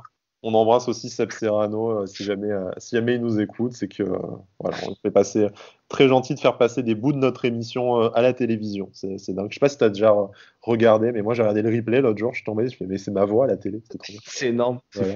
C'est énorme. Je dis mais c'est notre émission ça et tout. Ça brille, c'est bien. Regarde, il y a ton émission à la télé. Voilà.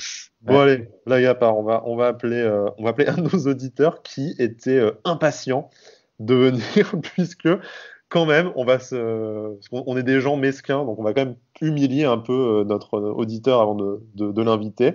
Le gars, quand même, nous a envoyé un message hier en nous disant « Ça y est, les gars, je suis prêt, je vous attends, mon casque est branché. » Okay. Voilà, c'est ça. Voilà. C'est très gentil, Kenny, d'être impatient, mais bon, l'émission, ce n'est que ce soir.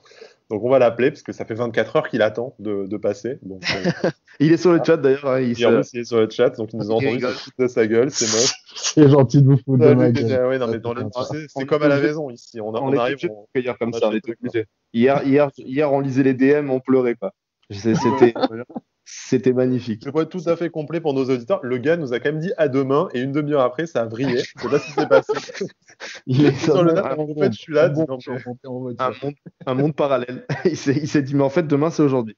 Ok. Le jour 10 minutes, c'est bien de me Ça va, les gars? Ça va.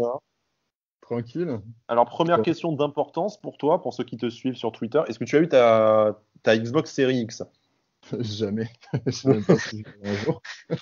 Parce que c'est quand même le gars qui en parle, mais alors toute l'année, qui est quand même un gros gamer, et bon, on partage sa passion et tout machin, mais au lieu de réserver sa console, il pose un RTT le jour J pour faire le tour des magasins. Je l'ai réservé en plus. C'est quand même un RTT super. Pour augmenter les chances, tu vois. Tu t'es dit, bon, peut-être qu'avec un coup de chance, au talent, ça va le faire. Rien, putain. Ah, c'est vrai. Il faudra pas la prochaine semaine. Mais du coup, donc parlons de l'OGC Nice, à défaut de parler de la nouvelle Xbox. Ouais, bah ouais. Qu'est-ce qui t'amène moi, du coup, en fait, c'est sur la gestion tactique catastrophique depuis que c'est Vieira, quoi. C'est compliqué. Je sais que vous aviez réussi à sortir du microcosme Vieira, comme tu dis, mais c'est vraiment compliqué. On retombe dedans, c'est pas grave. On va replonger. Ouais. On va replonger, allez. C'est vraiment chaud. Pour moi, vraiment tout ce qui est pressing de zone, tout ce qui est mauvais choix des joueurs à leur poste, les joueurs qui sont jamais à leur place sur le terrain et tout, on peut parler des coups de pied arrêtés aussi, hein, les coups de pied arrêtés défensifs, la zone. Comment on ferait ça? T'as envie de nous gâcher notre week-end là? Il n'y a pas de match, profitons-en. C'est ça. Passons un bon week-end, tranquille, regardons la Ligue 1. Voilà. Vous m'humiliez à l'antenne, moi je vous plonge, il n'y a pas de. C'est vrai que les joueurs pas à leur poste, on en a quand même un peu parlé déjà. Il avait vraiment promis l'inverse. Moi je trouve qu'il s'est bien calmé. On va être à sa décharge. Il nous a rarement mis un joueur de façon folklorique. Souvent ça a été imposé un peu par les circonstances. En tout cas, là, quand même, j'ai pas de tête, j'ai pas d'exemple. Il a fait moins de dingueries, on va dire. Moins de dingueries. Ouais, mais ça déserte pas mal quand même, hein, je trouve. Les défenseurs centraux qui sont toujours devant le récupérateur. Enfin, tu vois ce que je veux dire? Il y a jamais un joueur bien défini, tu es sûr de le trouver dans sa zone. C'est pour ça qu'il n'y a pas de jeu fluide pour moi, tu vois. C'est pour ça qu'on n'arrive pas à poser une tactique bien définie, c'est que tu trouves jamais le joueur qui doit être dans sa zone, quoi. Est-ce que toi aussi, tu as l'impression que les mecs sont paralysés à leur endroit du terrain, tu sais, genre un peu en mode sans. Ouais. Ils se regardent, genre. Alors moi, je garde bien ma zone ici parce que le coach, il a dû me dire que je devais rester ici. Du coup, il reçoit le balle dans les pieds, il est immobile, le type, donc déjà, il part mal dans la vie. Et après, il se retourne, il voit 3 mecs en face de lui, genre, qu'est-ce que je fais? Vite, passe derrière. C'est ça, c'est hyper scolaire. Hein. Moi, c'est surtout ça. Moi, c'est surtout ça, c'est que je pense que j'ai joué au foot quelques années dans ma vie. J'ai fait le PEP de Saint-André. Enfin, Je sais que tu es modeste à ce sujet, mais quand même. Non, mais tu vois ce que je veux dire? J'ai rarement vu quand même des équipes gagner un match de foot en ne courant pas sur le terrain, quoi. Et nous, on passe à marcher sur le terrain. C'est pas possible enfin, c'est juste la base du football, quoi. C'est un sport, c'est fait pour courir. À partir du moment où t'es pas mobile sur le terrain, enfin, je veux dire, voilà, c'est pas possible, quoi. Tu peux pas faire... Alors, je me corrige, on a quand même eu Boudaoui arrière droit ces dernières semaines, c'est vrai. Excusez-moi. Ça, mon cerveau avait choisi de l'oublier tellement c'était. Puis Bambou, il a précisé. Oh là là là. Il a fait un combo de la mort quand même. Il y a un moment, ça a fait comme dans le cerveau de Kenny. C'est assez demain, je change toute l'équipe. Allez, c'est mardi. Non, mais oui, c'est sûr, il a fait. Non, mais il continue à faire un peu des trucs chelous, mais bon. Comment tu veux l'expliquer? Il y en aurait tellement à dire sur la tactique. On en a dit. Par contre, c'est vrai que c'est très scolaire. Ça, c'est ce que tu disais. Et sur quoi on semble s'accorder, c'est que tu as l'impression que les mecs écoutent. Alors, est-ce que c'est parce qu'ils comprennent pas, du coup, ils s'attachent à des trucs très basiques qu'ils comprennent en se disant au moins je sais où je suis sur le terrain parce qu'après je comprends pas comment je dois bouger, ou est-ce que vraiment on a infantilisé ces mecs et ils ont un QI foot négatif, ce qui m'étonne un peu quand même. Ça m'étonnerait. Il y a des joueurs quand même 60 joueurs sur 3 ans quand même. Hein, voilà, et des joueurs qu'on a connus avant sous Favre, tu vois. Je vais te dire, dès que t'en as un qui essaie un peu de sortir du moule ou quoi. Voilà. Non, c'est pas possible. Tu regardes à la télé, tu as 3 lignes distinctes. Tu fais bon, ben les gars. Ouais, je vais tracer à la règle. Et des lignes de 30 mètres chacune aussi. Hein, c'est chaud. C'est chaud. On le disait tout à l'heure. C'est abusé. Et du coup, là, tout à l'heure, je vous ai entendu dire que ça manquait de densité. Et je trouve vraiment que c'est vachement relié au fait qu'il n'y a pas eu de turnover dans l'équipe et que les jeunes n'ont pas eu peut-être leur chance à des moments forts de l'équipe. Danny Luch, Pelmar, t'aurais très bien pu les utiliser dans cette défense à 3 si tu les y avais habitués dès le début de l'année, tu vois. J'allais dire, je l'ai lu sur le chat, mais en fait, c'est toi, donc oui. Ouais, c'est moi. Tout simplement. Non, mais le problème, ce que tu dis là, Kenny, mais le problème, c'est que la défense à 3, on l'a utilisée au bout de 10 journées. On l'a pas utilisée en prépa, on l'a pas utilisée. Ça fait sûrement pas partie du protocole après le mercato de te dire, en fait, t'allais jouer à 3 derrière. Donc tu t'es un peu mis dedans en te disant, tu recrutes que un défenseur, enfin, t'as que ton Dante qui est fiable. Et derrière, bah, c'est bon, Dante, il fera le papa avec celui qui est à côté de lui, et puis rouler jeunesse, quoi. Mais en fait, maintenant qu'il s'est pété et qu'il devait s'occuper de 2 gamins au lieu de 1, c'est vrai qu'on pourrait témoigner de ça, d'ailleurs. C'est ça. Tout de suite, c'est plus la même blague, mais voilà. Bon, après, on sait que, voilà, sur le chat, on sait qu'il y a des adorateurs de Dante, hein, mais voilà, qui diront que lui-même ne joue pas son rôle. Mais après, oui, Kenny, on rejoint ce que tu dis sur la gestion de l'effectif, que tu as finalement assez peu de joueurs jeunes qui ont eu leur chance. Alric parlait de Trouillet, notamment aussi. Donc, ouais, exactement. Voilà. Et qu'au final, des fois, on a des bonnes surprises. Tu vois, un Endoy dont on n'attendait rien, dont notre ami Baptiste Copé, qui suit le club et qui suit le championnat suisse, notamment Lausanne, disait attention, il y a quand même un énorme gap entre la D2 suisse et la Ligue 1, moi je le prêterai, c'est très compliqué. Au final, tu vois, c'est plutôt une bonne surprise. T'en attends jamais d'être un titulaire cette saison et peut-être pas la saison prochaine, mais en super sub, il fait mieux que Miziane, il fait peut-être mieux que Claude Maurice sur cette saison, même s'il a connu des pépins physiques. Il fait mieux que Srafi, faut le dire quand même. Tu vois, donc pour un mec que tu récupères pour 3 Babybel et tout comme ça, c'est... Après, Endoy, c'est un petit peu le syndrome d'Endelberg. Hein. C'est le gars, il arrive, il est frais, il amène sa fraîcheur à l'équipe, donc il fait son taf. Aujourd'hui, tu te retrouves avec plein de joueurs qui ont un potentiel monstre, qui sont plombés parce que... Laisse-lui 2 mois, il va être dépressif, hein, t'inquiète. Ouais, voilà, c'est ça. Dans 2 mois, c'est un colis, quoi. Tu vois, J'allais le dire. Est-ce que t'as pas aussi une espèce de sinistrose dans cette équipe? Tu vois, ils se mangent tous le cerveau les uns les autres pour je ne sais pas quel motif. Mais moi, je vois la différence d'attitude de Schneiderlin entre le moment où il est arrivé et maintenant. Le gars, t'as l'impression qu'il a pris 10 ans, il est fou sur le terrain tout le temps, donc on sait que c'est un mec qui râle et tout, mais sur le terrain, il est dépassé, donc je me dis, bah oui, pourquoi Dolberg, il serait pas résigné? Je veux dire, en fait, t'as 2 mecs ennemis qui semblent encore avoir le moral, t'as Guiri encore, tu vois, machinalement, il fait son truc, et Camara, voilà, exactement. Et après, les autres, t'as l'impression qu'ils sont à 2 doigts de se rouler par terre. À un moment dans le match, ils vont t'aider.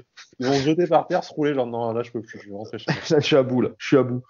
Après, j'ai l'impression aussi que c'est symptomatique du foot depuis un an, depuis le Covid, en mode, depuis qu'il n'y a plus de supporters dans les stades, je vois très peu d'équipes se bouger le fion. Hein.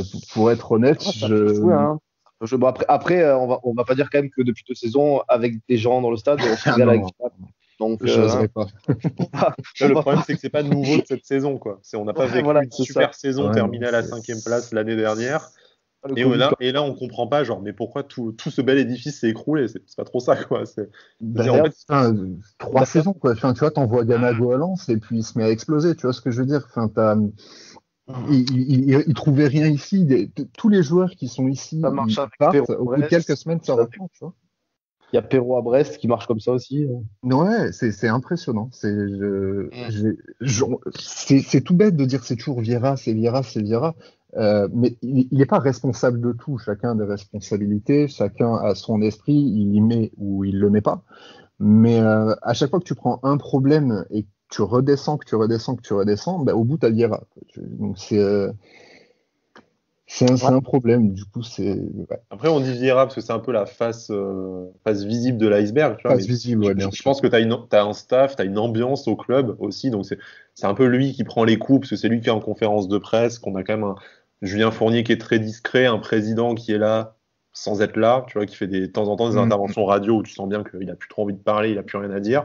Les Radcliffe qu'on voit de temps en temps en tribune qui eux aussi sont dépressifs. Enfin, je veux dire, là les têtes d'enterrement, quoi. Voilà, je vois, tu les vois dire bon, ok, d'accord. Enfin, t'as vraiment du gif matériel, quoi, avec leur gueule à chaque fois en tribune. Ouais, c'est terrible. Moi, c'est vraiment cette espèce d'ambiance, donc on se mange le cerveau. Et nous aussi, sur Twitter, je veux bien qu'on prenne notre responsabilité et qu'on l'alimente. Tu vois, dire match après match, c'est de la merde, hein, mon Dieu, tant d'argent, mais on joue comme des merdes et tout. Mais comment ça se fait? Tu vois, petit à petit, on alimente aussi un truc négatif. Mais comme il dit Cédric sur le forum, avant Vieira, on avait merdé avec Honora, Benrahma, Moupé, Bosetti. Il a pas tort. Non, c'est vrai. Mais t'avais du backup derrière, tu vois. Tu les as merdés pour faire exploser autre chose. Là, aujourd'hui, on les merde pour faire exploser rien du tout, quoi. Pour mettre des jeunes qui, a priori, ont pas tous pour l'instant. Après, c'est des jeunes joueurs répondu à l'appel. Mais c'est vrai que le troc Benrahma Srarfi, moi, perso, j'en ai des frissons à chaque fois que j'y pense. Non, mais l'erreur aussi, encore une fois, c'est que avant Vieira, bah, tu pouvais te permettre peut-être de t'appuyer sur des coachs avec une expérience de fou et qui pouvaient te maintenir quelque chose de par ça, leur expérience, leur génie entre guillemets tactique, tout ça, peut-être de Favre et tout ça. Et cette année, Vieira, on sait très bien que c'est un entraîneur inexpérimenté, donc peut-être que l'erreur. Alors, on peut remettre beaucoup de causes sur Vieira, mais je pense que la première erreur, c'est sûrement d'avoir pris Vieira après Puel et Favre. Je pense, parce que c'est pas du tout le même profil, hein, même si un jour, Vieira et peut-être il deviendra un très bon entraîneur. Je pense pas que ce soit le formateur qui était Puel, je pense pas que ce soit le tacticien qui était Favre, mais c'est plutôt un géreur d'hommes en fait. C'est le gars qui va gérer des grosses têtes et qui va essayer de faire passer sa tactique, mais ce sera jamais un tacticien comme Favre ou un formateur comme Vieira. Et aujourd'hui, on a cruellement besoin au moins d'un des deux, quoi. Est-ce que c'est pas juste une erreur de casting de se dire projet jeune plus entraîneur jeune, trop de jeunes en fait, tu vois, que on lui aurait donné peut-être 3-4, enfin, je vais pas dire des trentenaires, mais tu vois 3-4 joueurs vraiment, 1 ou 2 joueurs par ligne qui ont pas besoin d'être pris par la main. Peut-être que l'équipe tournerait, tu vois, et que lui aurait peut-être même un peu plus de temps pour développer tactiquement ce qu'il veut faire. Mais là, t'as l'impression que déjà ils passent le temps à s'occuper des enfants. Donc, est-ce qu'il a vraiment le temps de leur inculquer quelque chose niveau football, en supposant qu'il en soit capable en plus, mais tu vois, de dire. Après la gestion. T'es tellement dans la gestion d'homme que tu vas jamais jusqu'au foot. Ouais, mais même la gestion d'homme que disait Kenny, regarde ce qu'il a fait Vieira avec. Bon, après Ballot, c'est un cassos. Mais Saint-Maximin, Cyprien, Tamézé, il a quand même. En parlant un peu de forte tête entre guillemets, et encore ça ne devait pas être parce que tu vois que Saint-Maximin à Newcastle il fait son taf apparemment, Saint-Maximin, même si je suis pas fan de ce joueur, mais il fait son taf. Donc tu te dis quand même qu'au niveau gestion des joueurs, Vieira il a quand même même sur ça il a quand même du travail. Donc il a du travail sur ce qui est tactique, sur ce qui est gestion de joueurs. Toute la différence avec un Lucien Favre, tu vois qu'il y a eu pour le coup Balotelli et Saint-Maximin sous ses ordres. C'est ça. En plus, c'était des joueurs qui ne voulaient pas, les deux. Pour ceux qui ne connaissent pas l'anecdote, quand même, l'arrivée de Saint-Maximin à l'OGC Nice, t'as il arrive 15 jours après 15 jours d'entraînement, Vieira va voir le président dans le bureau en disant « je ne veux pas le garder, revendez-le pour le prix que vous l'avez acheté, moi je ne peux pas travailler avec ce mec ». C'était Favre, pas Vieira, t'as dit Vieira. Oui, c'était Favre, ouais. Non, c'était Favre, voilà. Il a voulu le virer cash. Il a quand même voulu le virer au bout de 15 jours, et au final, il compose toute la saison avec. Et après, c'est la première saison où il fait le taf, quoi. Donc, voilà. Et puis il a réussi à faire la meilleure saison à Balotelli, quand même. Exactement. Aussi de sa carrière. Saison de sa carrière, donc voilà. Mais du coup, je suis assez d'accord pour dire que le problème remonte à 2016-2017. Hein. Je suis assez d'accord que tous nos problèmes ont commencé ici. Hein. Après cette troisième place, il y a quelque chose qui s'est brisé. Extraordinaire. J'y croyais contre Naples à l'époque encore. Hein. J'y croyais vraiment contre Naples, et en fait, on a fait une merde. Ça s'est brisé le 31 janvier quand on a acheté Obadiah Srafi alors qu'on est champion d'automne. Je pense que là, ouais, je crois. Est-ce que toi aussi, face à Naples, tu t'es dit oui, ok, on a 2 buts de retard, mais regarde, il y a quand même Balotelli et Sneijder sur le terrain. C'est exactement ça. Après, j'en avais énormément voulu à Favre à l'époque, tout tacticien qu'il est, de mettre un joueur comme Schneider ailier gauche. Alors que c'est un 10. Qui fait une passe D d'ailleurs. C'est lui qui fait la passe D sur ce match. Ouais, qui fait la passe D, exactement. Ouais. Et pas beaucoup couru d'ailleurs. À Nice, globalement, il n'a pas énormément couru, de toute façon, je pense. Non, il n'a pas trop eu le temps en même temps. C'est pas là qu'il a perdu du poids. Hein. Parce que quel gâchis quand même d'avoir un mec comme Sneijder et de pas avoir pu l'exploiter, quoi. Parce que c'est quand même Wesley Sneijder. Je te dis, putain. C'est fou parce qu'en 10, il aurait fait le café. Hein. Je suis persuadé qu'en 10, il aurait fait le café. Il aurait même pas besoin de courir, quoi, en plus. Non, c'est ça. Un 10, au final, il a quoi? Il a une zone de 20 mètres à courir. Enfin, tu vois, c'est pas immense. Et le problème, je pense que c'est que Favre ne le voulait pas non plus, Schneider. Non, il a dit d'ailleurs en interview, je suis arrivé, j'ai vu que l'entraîneur, il comptait pas sur moi, je me suis dit qu'est-ce que je fous là, je suis reparti 6 mois après. Très clair. D'ailleurs, Pseman qui nous on est rattrapé par la patrouille, on s'est trompé, sa passe D à Sneijder, c'est contre la Lazio. Oui, parce qu'on marque pas face à Naples, on perd 2 fois 2-0. Donc, clairement. Ah bon, on gagne pas 3-0, on n'a pas pris la Ligue des Champions. Non, on n'a pas fait la Ligue des Champions. C'est réservé à Rennes et à l'OM. C'est ça. On est rattrapé par la patrouille, c'est bon. Bon, Kenny, merci beaucoup. Merci à vous, les gars, c'est un plaisir. Tu nous tiens au courant quand tu as ta Xbox, on soit soulagé, parce que bon. Ouais, en 2021, normalement. Ouais, un peu comme moi avec la Play 5. Voilà. Je crois qu'il y a personne, on va tous rester sur la Switch, je pense. Ouais, exactement. Bon, merci Kenny. Merci à vous, les gars, c'était top. Et puis au quotidien sur Twitter, de toute façon, on te retrouve. Ouais, carrément. Merci encore. Ça fait quelques années maintenant. Allez, merci beaucoup, les gars. Ciao. Ciao, bonne soirée. Donc maintenant, le choix se porte entre appeler notre dernier invité ou retenter Renaud. Est-ce qu'on retente Renaud pour garder quand même la guest star en dernier quand même qui est là. En plus, il est là, Puis Renaud, il nous attend depuis un moment, il est resté, donc on va retenter Renaud quand même. Puis qu'on parle un peu des tribunes, même si elles sont vides. Et Renaud est revenu parmi nous. Salut Renaud. Rebonjour. Ça va, vous m'entendez? Nous, on t'entend depuis tout à l'heure. C'était toi qui avais un problème. On t'a toujours la caméra, ça y est, vous devriez me voir. On te voit. D'ailleurs, ça s'est beaucoup moqué de tes cheveux sur le chat pendant ton absence. Voilà. On peut avoir des tarifs pour les implants turcis. Ils n'ont pas poussé. Je t'ai défendu, Renaud, t'as vu? Il y a une concentration de chauves dans cette émission. Je pense qu'il y a la moitié des chauves de la Côte d'Azur. C'est les soucis. Je sais pas, c'est ça, je sais pas ce qui se passe, mais putain, c'est incroyable. On disait avant ton départ qu'on allait parler des tribunes un peu. Oui, ouais. Non, mais je disais qu'en fait c'était difficile parce que la situation actuelle c'est gonflant. On voit pas les amis. Puis bon, un ultra ça a besoin de vivre le stade, de le sentir, de chanter, de partager un maximum. Et là aujourd'hui c'est très frustrant, quoi. Donc il faut en faire avec. Hein, c'est partout pareil, pour tout le monde pareil. Donc on attend. Est-ce que tu penses quand même que Vieira il s'en sort bien, que le stade soit vide? Alors, j'entendais quand même, j'ai suivi l'émission depuis tout à l'heure. C'est vrai qu'on en revient toujours à notre ami Vieira. Il n'y a pas que Vieira qui s'en sort bien, peut-être il y a quelques joueurs. C'est ce que j'allais dire, c'est qu'en fait, on a quand même un problème, c'est que depuis maintenant 2 ans et demi, on est tous quasiment unanimes pour dire qu'on voit plus de jeu, ou très peu. Mais ce qui me dérange le plus, finalement, c'est le manque d'agressivité aussi des joueurs, quoi. Bien sûr. Je me faisais la réflexion en regardant le match de Monaco la dernière fois. Alors, il y en a pour Vieira, on pourra en parler des heures. Enfin, j'en parlerai peut-être 2 secondes tout à l'heure, mais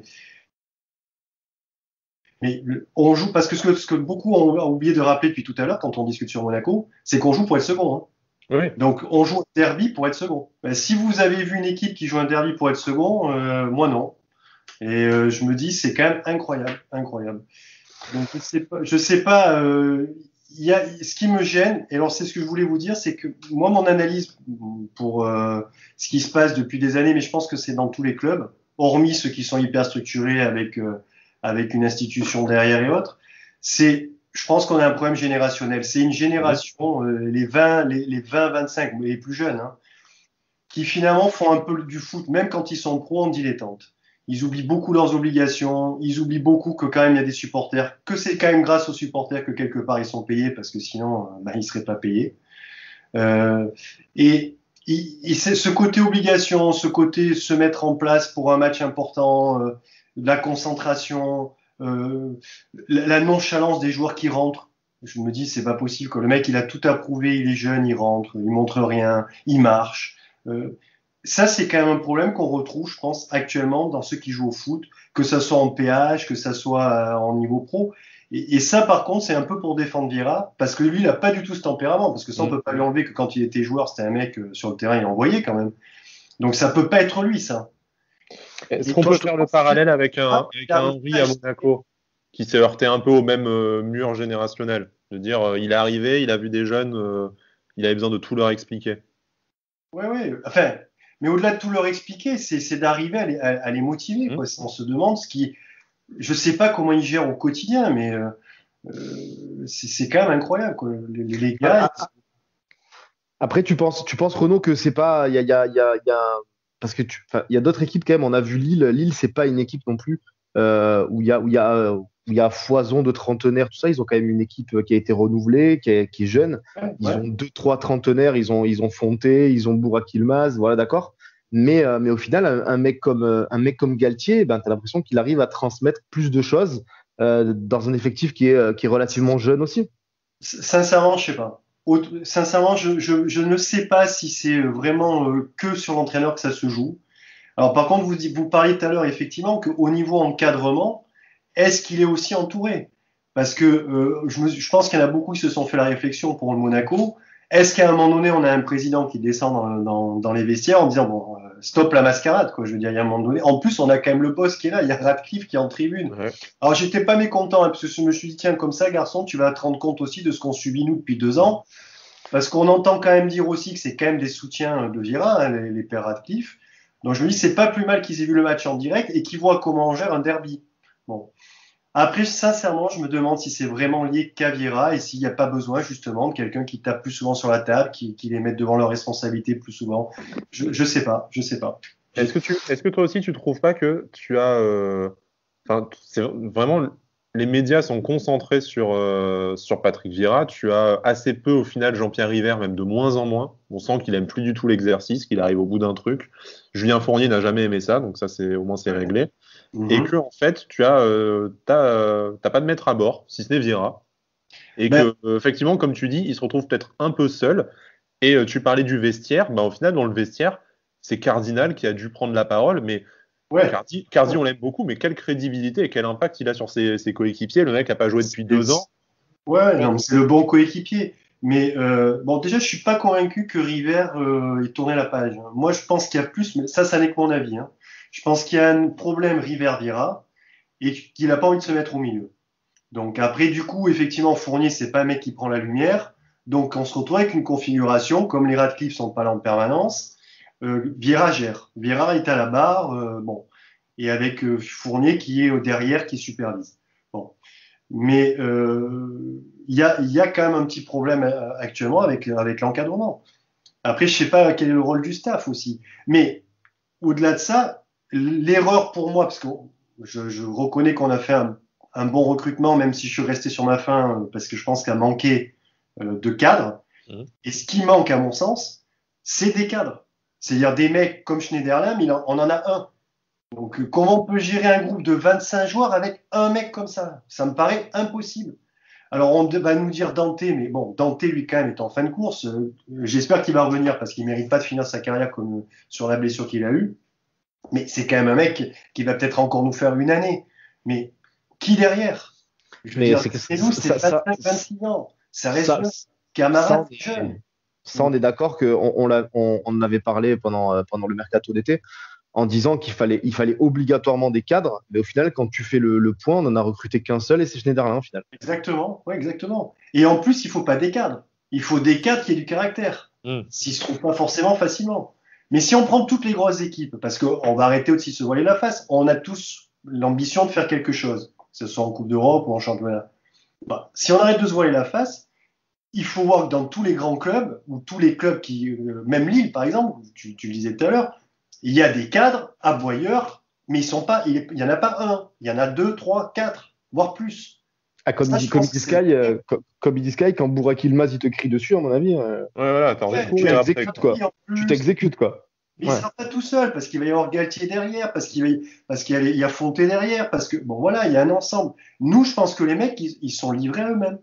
Il y a 1 ou 2 cadres, en plus, c'est quand même pas facile pour Schneiderlin, il débarque, c'est pas le club non plus dans lequel il est depuis des années, il faut faire son trou. C'est pas une génération facile aussi, parce que très facilement, ils vont jeter l'éponge. Quand je vois un mec comme Isiane, quand il rentre sur le terrain comme il l'air, que d'ailleurs Schneiderlin contre Saint-Etienne pète un câble à juste titre, pour moi, ça résume tout.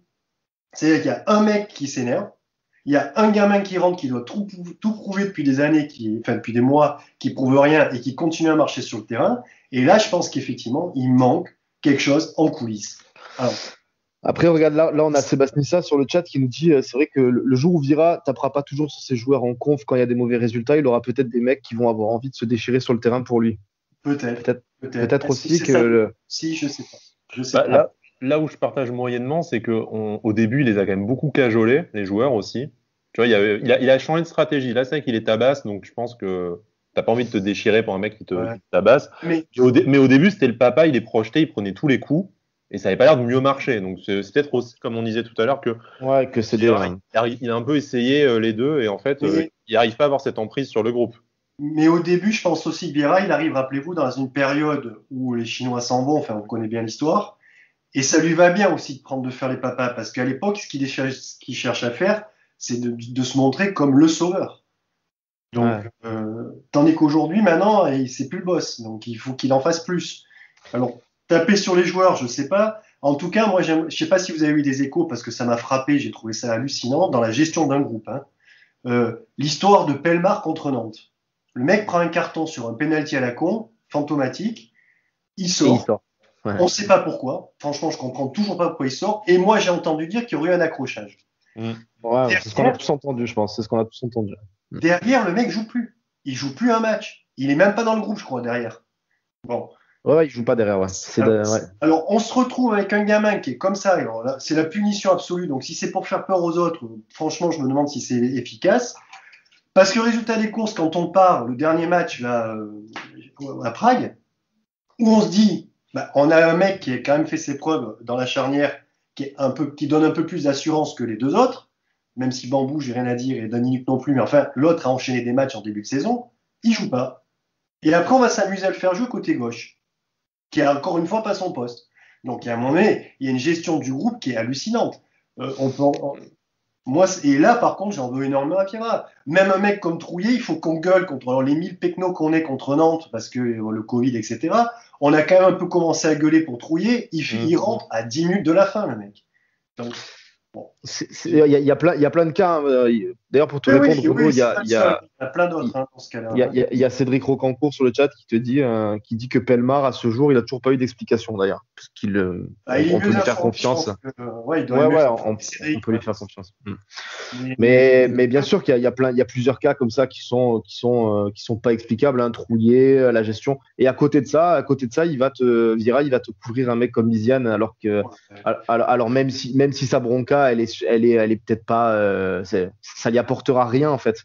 Mais il va défendre un Misiane et à côté de ça, il va descendre un Pellemard, descendre un Dolberg. Voilà, c'est ce que j'allais dire. Moi, dans l'histoire aussi, l'histoire Dolberg, c'est hallucinant. Le mec, vous le soulignez à chaque fois, c'est un joueur de surface. Bon, on essaye de le transformer en espèce de joueur pivot. Bon, admettons, dont on voit qu'il a du mal.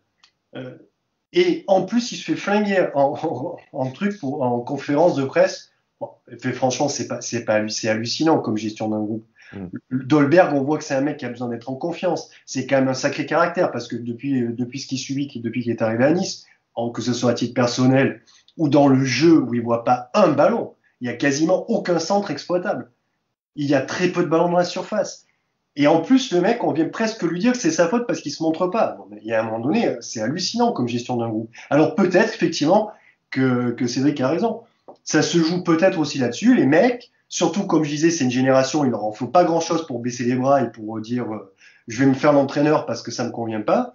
Effectivement, qu'ils le lâchent quelque part, qu'ils font pas les efforts qu'ils doivent faire. Et bon, il y a certainement une explication qui se joue pas loin de tout ça. Hein. Mais on la connaît pas et c'est des questions qu'on se pose depuis 2 ans, tu vois. Le pire, c'est que c'est pas un truc qu'on découvre aujourd'hui. Et je pense qu'autant j'ai cru en Vira quand on nous a dit qu'il allait arriver, autant maintenant, franchement, je pense que c'est pas l'homme de la situation. Vivement qu'on tourne la page pour moi, parce que je vois pas comment ça peut évoluer favorablement. Ça va peut-être être des à-coups, comme on l'a vu. Là, il y a eu 2-3 matchs, il y avait du mieux, puis comme par engendrement 2 matchs derrière, ça s'effondre. Bon, c'est pas possible si on a des ambitions de continuer comme ça. Maintenant, on trouve un entraîneur qui ait le charisme, qui ait la stature et qu'on peut intéresser. C'est pas simple. Ouais, c'est une équation difficile à résoudre et je pense que à part l'été prochain et sans Coupe d'Europe, en plus, ça va être assez compliqué de faire faire mieux. Et juste pour parler un peu de la tribune, par contre, effectivement, je pense que ça leur va bien parce que la fin de saison dernière, en mars, il y a un peu de mieux, ça se passe pas trop mal, mais ça commençait quand même à gronder, même au niveau de la brigade qui est relativement cool avec Vira, depuis qu'il est là. Là, ça commence à bouillir. Et je pense que là, cette saison, il atteignait la cote d'alerte. Ça serait pas, le match de Monaco serait pas passé. C'est pas possible. Ah oui, clairement. Que ce soit les joueurs ou que ce soit lui, ça serait pas passé. Donc, on ne sait pas comment ça va évoluer en début d'année 2021, mais s'il y a du public à un peu plus de 1000 personnes, on va dire, mais si on se retrouve rien qu'à 4-5 000 personnes potentiellement, ça peut vite faire du bruit. Ça peut déjà vite gronder à 4-5 000. Hein. Ouais, non, mais surtout que tu connais comme moi le stade et on l'a connu quand on était au Rail. Même Nissart qui sont excités, ça suffit à foutre le feu. Hein. Il y a pas besoin bien sûr. Bien sûr. Ils se préparent des jours qui sont pas simples. Et, voilà. Mais ce qui est ennuyeux, c'est quand même, vu le projet qu'on a, c'est de pas avancer, d'avoir l'impression de ramer en permanence. Et surtout, quand on arrive quelque part, alors bon, en Coupe d'Europe, je veux bien, mais quand on arrive sur certains matchs, on a l'impression d'avoir une équipe de gosses, il y a aucun caractère, il n'y a pas d'affirmation, il n'y a pas l'affirmation d'une équipe qui est là pour s'imposer. Et je voulais juste dire, moi, ce qui me choque le plus par rapport à Monaco, c'est que je sais pas ce que vous en pensez vous, mais moi, je trouve que ça fait des années qu'on se fait marcher dessus par eux. Marcher dessus. C'était pas le cas quand on avait les équipes des années 2010 ou avant. Là, j'ai l'impression que ça fait 8 ans qu'on se fait marcher dessus tous les matchs de Monaco. Alors, on en a gagné, mais on se fait marcher dessus. On en parlait en off avec Sky et avec d'autres sur Twitter, mais ça me manque quand même de voir des joueurs sûrement moins techniques, mais des rôles, des Cobos, des Pancho, des Balmont, qui étaient sûrement footballistiquement parlant moins forts que l'équipe qu'on a aujourd'hui.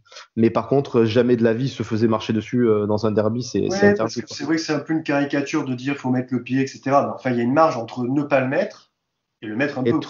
Et trop le mettre, c'est ça. Et là, c'est la dernière fois. La première mi-temps, c'était un sketch. Moi, j'ai allé sur WhatsApp avec des potes, je leur disais, mais c'est Benitez contre Monaco, quoi. Je veux dire, il y avait 11 mecs contre un mec. C'était incroyable. Au bout d'un quart d'heure, ils avaient tiré 5 fois, ça, Sky, Monaco, ça 5 fois. Ouais, tu te dis, c'est hallucinant. Dans un derby où tu joues la deuxième place potentielle, c'est interdit. Alors, moi, je me suis laissé dire après qu'il y avait apparemment eu une réunion assez restreinte avec Fournier là, de la brigade. J'en sais pas plus, hein, sincèrement.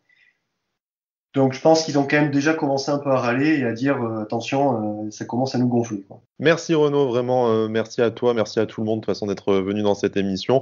On a un peu débordé on avait prévu 1 heure et quart, mais bon, avec la passion, on n'a pas trop vu le temps passer. J'espère que tu as passé un très bon moment avec moi aussi, Cédric. Ouais, franchement, excellent. Tous les intervenants ont été très très bons, des très bons sujets, tout ça. Donc, franchement, pour une première, je suis très content. J'espère que tout le monde Que ça a plu à tout le monde. Ouais, complètement. J'espère que ça a plu à tout le monde. Voilà. Comme on disait en début d'émission, à voir la suite de la saison de l'OGC Nice, s'il y a un match tous les 3 jours ou non, on pourra peut-être en caler un peu plus souvent, mais je pense qu'on en fera une de toute façon peut-être pendant la trêve hivernale pour faire un bilan de la première partie de la saison. On reprend les bonnes habitudes dès mardi, puisque pas de match ce week-end, mais il y aura très certainement le match d'Europa League jeudi, donc un petit avant-match pour la rencontre décisive face au Slavia. On aura Brice à l'animation qui reviendra de sa bouderie de Marseillais du week-end, et je relaisserai le siège d'animateur. Cédric, encore merci. Voilà, pour ceux qui nous ont écoutés en direct, c'était très sympa. Pour ceux qui nous écoutent en podcast, n'hésitez pas à nous faire un retour pour savoir si ça vaut aussi la peine en différé. Et puis d'ici là, bon week-end à tout le monde et Issa Nissa.